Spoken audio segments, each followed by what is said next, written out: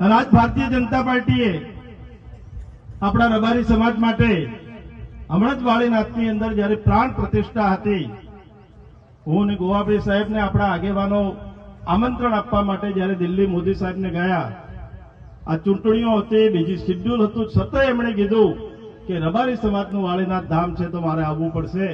અને આવ્યા પણ ખરા. અને એમના કર કમળોથી વાળીનાથની અંદર ભવ્ય પ્રાણ પ્રતિષ્ઠા પણ થઈ, અને એ મંદિરની અંદર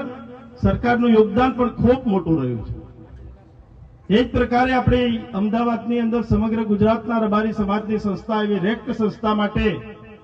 જ્યારે જમીન માટેની વાત હતી ત્યારે પણ સરકારે ઉદાર હાથે રહી અને 50 કરોડ કરતા પણ વધારે ફાયદો આપણે રબારી સમાજને થાય એ પ્રકારનું કામ કર્યું છે. આપણા રણછોડ પગીનો જે પ્રકારે એમણે ઇતિહાસની અંદર કામ કરેલું હતું